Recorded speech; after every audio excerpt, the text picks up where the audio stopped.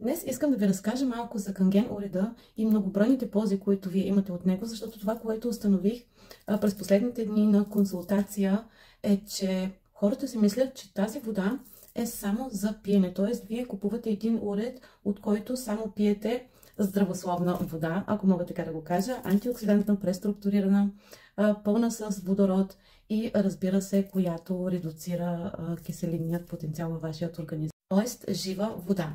Но разбира се, ползите са много повече от само тези. Като честно казано, за мен, когато аз взех решението и закупих своя уред, ето го къде е, ето го. Също го закупих само с мисълта за водородната жива вода, която е за пиене. Взех си го с цел лично аз подобряване на работата на бъбриците, защото определено имах огромна нужда точно така. И в последствие, започвайки да пия водата, разбира се, резултатите не закъсняха и нещата ставаха все повече и повече, които аз научавах, които разбирах, които започвах да свързвам. И по същия начин и различните функции на различните видове води, които произвежда канген уреда, а това са цели 7 вида вода, които гарантирано променят вашият живот. Аз в момента, докато се правя силно алкалната 11,5 вода, искам да ви разказвам за различните видове и къде и как можете да ги използвате. Така, това е силно киселината 2,5 и силно алкалната. Първо, какво имаме? Имаме алкална, антиоксидантна, редуцирана и преструктурирана вода за пиене с pH 8,5, 9 и 9,5. Тази вода, освен за пиене, се използва и за всичко в домакинството ви, като готвене, приготвяне на кафе, чай, изкисване на зеленчуци, плодове. И искам да ви кажа, че разликата е огромна, когато вие с такава вода си направите кафе или чай, защото усвояемостта на всичките вещества е в пъти много по-висока.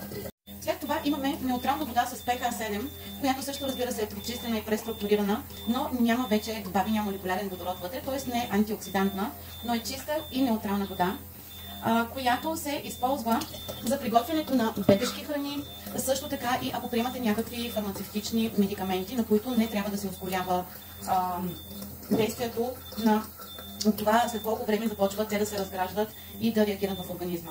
След това имаме една от моите любими фаворити, бюти вода с леко киселинно pH 6, което де-факто е pH-то на нашата кожа. Какво означава това, че водата де-факто има pH-то на вашата кожа, освен и разбира се нейната много финна структура, което помага и по-дълбокото навлизане през кожата, но тя преди всичко не нарушава хидролипидният баланс на самата кожа, което го прави водата от чешмата заради хлора, просто твърдата структура и също така по-високото леко алкално, понеже е малко над или неутрално, или леко алкално чешмяната вода, която използваме. Бюти водата се използва също така и при различни кожни проблеми и неприятности и като цяло за поддържане на косата и кожата, като до такава степен, че тя дори възстановява самият косъм. Използвайки бюти водата след къпане, вие де-факто не се нуждаете от балсам, придава един много хубав блясък и косата наистина става жива. Бюти водата може да се пръска и през деня по различни времена за абсолютна хидратация на кожата. Това наистина хидратира в дълбочина. Имайте предвид, че вие през това време ще пиете също така канген вода, която хидратира на 100% вашият организъм. И повярвайте ми, наистина ще усетите за първи път през живота си какво е да пиете вода.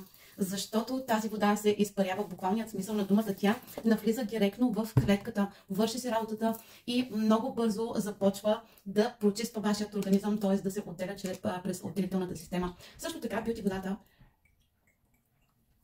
може да се използва и за миене на стъкла. Прекрасно работи и за още няколко други неща. Поливане на растения и така нататък. Разбира се, ще получите всичката информация, когато си закупите уреда или на лична консултация, защото виждам пак видеото ми става страшно дълго. TikTok не обича предимно дълги видеа, но няма как, просто наистина е много. Друго, което имаме, двете специални води, силно киселината и силно алкалната с pH 2,5 и 11,5. Това са двете води, въз основа на които канген уредите имат медицински сертификат в Япония и намират много широко приложение в болниците и детски градини.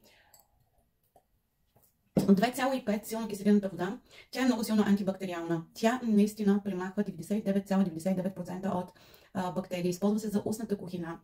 Използва се при екземни, псориазисни, такива външни проявления. Използва се също така и като се изкисва месото в нея, като по този начин се убиват всичките вътре антибиотици, с които са инжектирани животните, салмонели и така нататък. А 11,5 има, разбира се, и още с 2,5 водата вие може да си почиствате абсолютно цялата санитарна система вкъщи, баня, туалетни, пода и така нататък, душ кабините, капките от варовика, повярвайте ми, падат просто невероятно. Тоест не е нужно по никакъв начин вие да купувате препарати вкъщи. Другият вид вода, една от моите любими, това е силно алкалната 11,5 pH вода, с която аз си изкисвам зеленчуците. С 9,5 по същия начин може да ги изкисвате и плодовете, разбира се, но с 11,5 процесът е много по-бърз, т.е. нужни са само 10-15 минути, докато с 9,5 малко по-дълго време, евентуално 20 до 30 минути трябва да ги изкисвате. Примахва абсолютно всичките пестициди и нитрати от зеленчуците и плодовете, с които са пръскани.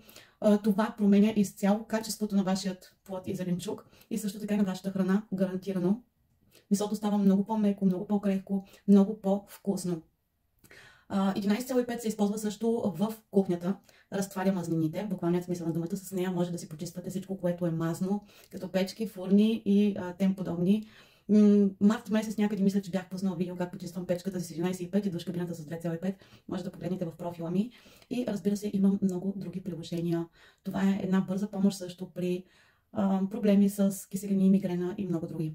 Така че ако искаш да разбереш абсолютно за пълните, ползи и качества на различните видове води, това мога да ти го дам само на една лична консултация. Запиши се чрез линка в биото ми или коментирай, за да се свържа с теб. До скоро!